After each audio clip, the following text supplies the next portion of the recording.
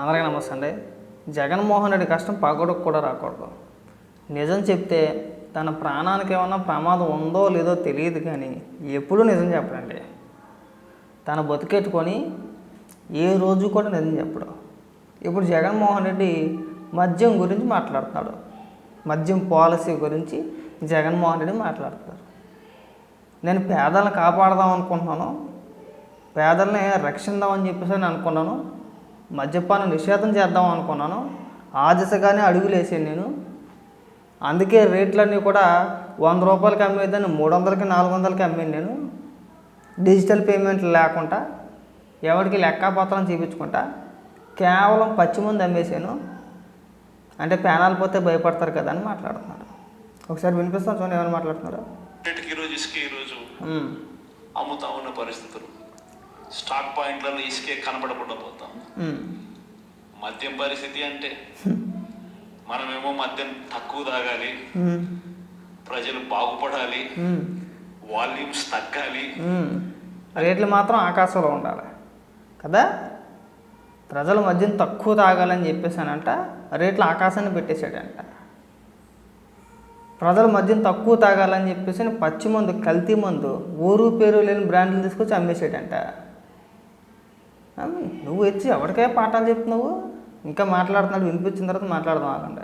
మనం తాపత్రయపడితే వీళ్ళేమో గవర్నమెంట్కి వచ్చే ఆదాయం రాకపోయినా నష్టం లేదని తగ్గించి లిక్కర్ వాల్యూమ్స్ పెరగడం వల్ల వచ్చే లాభం ఏంది? చంద్రబాబు నాయుడుకు వాల్యూమ్స్ పెరగడం వల్ల డిస్టిలరీస్ డబ్బులు భాగిస్తారు. ఇది జరిగేది. ప్రతిదీ స్కామే.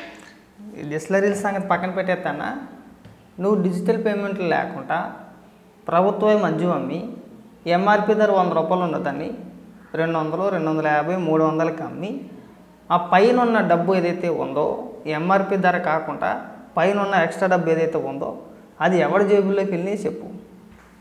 నువ్వు చెప్పిన లెక్క ప్రకారం కమిషన్లు అన్నావు కదా, ఇప్పుడు డిస్టిలరీస్ కమిషన్లు అన్నావు కదా, అవి నువ్వు ఎంత తీసుకున్నావో ఎవడెవరి దగ్గర తీసుకున్నావు చెప్పు. అన్ని ఊరు పేరు లేని కంపెనీలే కదా. చూడండి, ఇక్కడ జగన్మోహన్ రెడ్డి అంతటి జగన్మోహన్ రెడ్డి తాను చేసిన అవినీతిని ఇండైరెక్ట్గా చెప్పేస్తున్నాడు. ఇగో చంద్రబాబు నాయుడు గారు ఇలా చేస్తారు అని చెప్తున్నాడంటే జగన్మోహన్ రెడ్డి తన హయాంలో చేశాడు కాబట్టి. మధ్యలో 1, 2 కాదండి, కొన్ని వేల కోట్ల రూపాయలు తినేసాడు, లక్షల కోట్లు. నేను సాక్షిలో కూడా నేను చెప్పా, సాక్షి డిబేట్లో ఈశ్వర్ గారు మాట్లాడితే నేను ఒక వీడియో చేశా. వాడు 2014 నుంచి 2019 వరకే ఏకంగా 2.5 లక్షల కోట్ల రూపాయలు దోచేసాడని చెప్పి మాట్లాడాడు. ఈ లెక్కన జగన్మోహన్ రెడ్డి లెక్కేసుకుంటే తక్కువ లెక్కతో ఒక 5 లక్షల కోట్ల రూపాయలు తినేసాడండి మధ్యలో. జగన్మోహన్ రెడ్డి చెప్పిన మాటల్లోనే మీరు క్లియర్గా ఒకసారి బాగా పరిశీలించండి. కమిషన్లు అన్నాడు, డిస్టిలరీస్ అన్ని కమిషన్లు ఎత్తని చెప్పేసి అన్నాడు. సో ఊరు పేరు బ్రాండ్లు అనేకం తీసుకొచ్చాడు. అంటే ఏంటి? కమిషన్లకు కక్కుర్తి పడి ఊరు పేరు లేని బ్రాండ్లన్నింటినీ తీసుకొచ్చి వాళ్ళ దగ్గర అధిక మొత్తంలో కమిషన్లు నొక్కేశాడు. అది కాకుండా ఎంఆర్పి ధర కంటే 2 రెట్లు ఎక్కువ కమ్మి ఆ డబ్బులు కూడా నొక్కేశాడు మహానుభావుడు. అర్థమైందా? అన్నాను. మద్యం గురించి మీరు ఎంత తక్కువ మాట్లాడితే అంత మంచిది.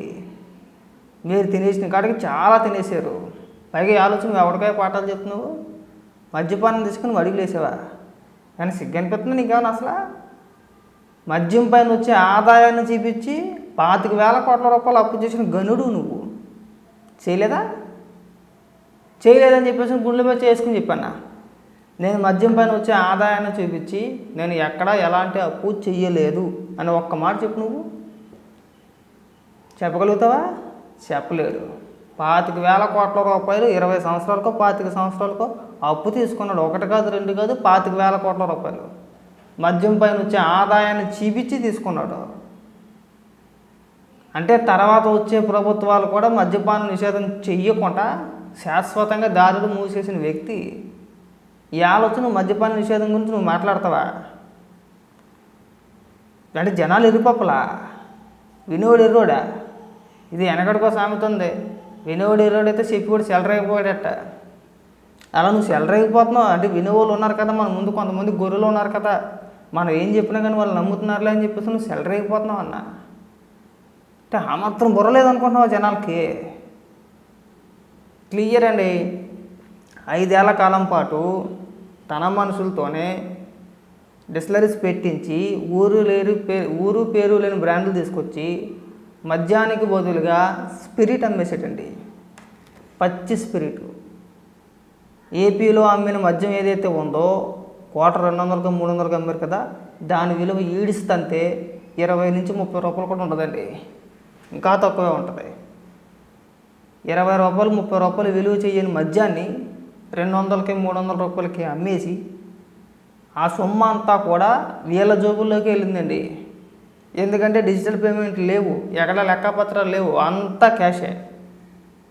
ఈ విషయం అందరికీ తెలిసిందే, మళ్ళీ సపరేట్గా చెప్పాల్సిన పని ఏమి లేదు, అంతా క్యాషే. కొన్ని లక్షల కోట్ల రూపాయలు తినేసాడండి. తినేసింది కాకుండా దానిపైన వచ్చే ఆదాయాన్ని చూపించి 25,000 కోట్ల రూపాయలు అప్పు తీసుకొచ్చాడండి. 20 ఏళ్ళకో 25 ఏళ్ళకో 25 ఏళ్ళకో 25,000 కోట్ల రూపాయలు అప్పు తెచ్చాడండి. గత హయాంలో అంటే జగన్మోహన్ రెడ్డి పరిపాలనలో మద్యం పైన వచ్చే ఆదాయాన్ని ఎంత ఒకసారి లెక్క చూపించమనండి. మద్యం పైన నేను రాష్ట్రానికి ఎంత ఆదాయం తీసుకుని లెక్క చూపించమనండి. వేలలో ఉంటుంది. అమ్మిన కేసులు ఎన్ని, అమ్మిన బాటిల్స్ ఎన్ని, నువ్వు ఎంఆర్పి కాకుండా ఏదైతే పై రేట్ని అమ్మేవో ఆ లెక్కలు చూపించరండి. అక్కడ ప్రభుత్వం లెక్కలు చూపించేటప్పుడు బాటిల్ పైన ఎంఆర్పి ఏదైతే ఉందో ఆ లెక్కలే చూపిస్తారు. అందులో కూడా కమిషన్లు కొట్టేస్తారు వీళ్ళు. కానీ వీళ్ళు మన దగ్గర తీసుకున్నది ప్రతి ఒక్కరికి తెలుసు. ఎంఆర్పి కంటే 2 రెట్లు ఎక్కువ తీసుకున్నారన్న విషయం అందరికీ తెలిసిందే. తాగి ప్రతి ఒక్కరికి తెలిసిందే. ఇవాళ కొత్తగా చెప్పేది ఏం కాదు, ఎవడ కాదనలేని సత్యం అది. మరి ఆ డబ్బు ఎక్కడ పోయింది? నువ్వు లెక్కలు చూపించేటప్పుడు, నువ్వు ప్రభుత్వంలో లెక్కలు చూపించేటప్పుడన్నా ఎంఆర్పి ధరలు మాత్రమే చూపిస్తావు కదా, మరి పైన నొక్కేసిందో ఎంఆర్పికి నువ్వు డబ్బులు నొక్కేసావు కదా, ఆ నొక్కేసిన సొమ్ము ఏది అని అడుగుతున్నాం మేము. నువ్వు వచ్చి పాఠాలు చెప్తావు ఇక్కడ. చూడు జగన్మోహన్ రెడ్డి, నువ్వు జనాలు అంత పిచ్చోళ్ళు కాదు. నీ కార్యకర్తల గొర్రెలు కావచ్చు, నీ నాయకుల గొర్రెలు కావచ్చు, నువ్వు పెద్ద అపర మేధావులో నువ్వు ఫీల్ అయిపోతే కావచ్చు, కానీ జనాలకు అంత తెలియకుంటే లేరు. ప్రతి చిన్న విషయం పైన మారిపోయారన్న, కాలం మారింది. అందరి చేతుల్లోనూ ఫోన్లు ఉన్నాయి, గూగుల్లో అట్టా కొడితే ఇట్టు వచ్చింది. చంద్రబాబు నాయుడు గారు కొత్తగా తీసుకొచ్చింది ఏం కాదే. ఇప్పుడున్న మద్యం కొత్త పాలసీ ఏదైతే ఉందో ఏ రాష్ట్రంలోనూ లేనిదేం తీసుకురాలా, అన్ని రాష్ట్రాల్లోనూ అమలు అవుతున్నదే తీసుకొచ్చి పెట్టారు. మన పక్క తెలంగాణ కానీ, కర్ణాటక కానీ, తమిళనాడు కానీ, ఇతర రాష్ట్రాల్లో అమలు అవుతున్న మద్యం పాలసీ ఏదైతే ఉందో దాన్నే ఇక్కడ తీసుకొచ్చి అమలు చేస్తున్నారు. గతంలో మన రాష్ట్రంలో కూడా అమల్లో ఉండేదే. ఇంతకు ముందు కూడా ఇదే పాలసీ అమలు అయ్యేదన్నా. దేశంలో ఏ రాష్ట్రం కూడా సొంతంగా మద్యం అమ్మేలేదన్నా. నువ్వు తప్పితే, నువ్వు అక్కడే అమ్మేసావు. నువ్వు తప్పితే దేశంలో ఏ రాష్ట్రం కూడా, ఏ రాష్ట్ర ప్రభుత్వం కూడా మందు అమ్మలేదన్నా. నువ్వు అమ్మావు, అది కూడా కల్తీ మందు. చీపు లిక్కర్ కంటే చీపు, అది అసలు మందు కాదు, స్పిరిట్ అమ్మేసావు. దానివల్ల గుడుంబా ఎక్కువైంది, సారా ఎక్కువైంది, గంజాయి, పక్క రాష్ట్రం నుంచి అక్రమంగా మద్యాన్ని తీసుకురావడం, దొరికేయడం. నువ్వు అమ్మే మందు తాగలేక యువత అంతా కూడా గంజాయిలకి వాటికి అలవాటు పడిపోవడం, దాని ఒబ్బిడీలు. 1 కాదు 2 కాదు కదన్నా, రాష్ట్రాన్ని ఎన్ని రకాలుగా సర్వనాశనం చేయాలో అన్ని రకాలుగా సర్వనాశనం చేసేసావు కదా. అవునా? ఒకవేళ నువ్వు నిజంగా నీ హయాంలో బ్రాండెడ్ మద్యం అమ్ముంటే కనుక బార్డర్లో చెక్ పోస్టులు దేనికన్నా పక్క రాష్ట్రం నుంచి మద్యం తీసుకురావకూడదు, తీసుకొస్తే కేసులు పెడతాం, అరెస్టులు చేస్తామని చెప్పేసి అని బార్డర్లో చెక్ పోస్టులు ఎందుకు పెట్టినట్టు మనం ఇక్కడ అమ్మేది చెత్త అని చెప్పేసి అని మనకు తెలుసు. అక్కడి నుంచి బ్రాండెడ్ మద్యం తెచ్చుకుంటే ఆడ ఆరోగ్యం ఎక్కడ బాగుపడిపోద్దా? ఇవి తాగితే శుభ్రంగా 4 రోజులుగా 6 రోజులుగా సత్తాడు. కొద్దిగా పాపులేషన్ తక్కువ, దాని ఉద్దేశమే కదా. నువ్వు వినియోగం తగ్గించాలని చెప్పేసి రేట్లు పెంచేసావా? తాగే వాళ్ళు భయపడతామని చెప్పపోయావా?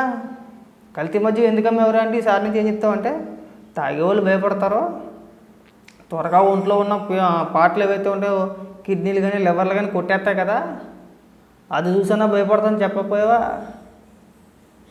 నా ఇది కూడా రాత్రి ఏం మారిపోచ్చేదన్న. ఇలాంటి మద్యం విషయాల్లో మరి ఇవి చాలా జాగ్రత్తగా తీసుకోవాల్సిన నిర్ణయాలు అన్నమాట ఇవి. నేను రాత్రికి వచ్చేసి నేను మద్యపాన నిషేధం చేస్తుంటే కుదరదు. నెమ్మదిగా నిదానంగా దానికి ఒక ప్రాసెస్ ఉంటుంది, దానికి ఒక పద్ధతి ఉంటుంది. ఆ పద్ధతి ప్రకారం తీసుకెళ్ళాలి. కానీ నీ అంత వరస్ట్గా ఎవడో మద్యపాన దిశగా ఆ రకంగా అడుగులేడన్నా.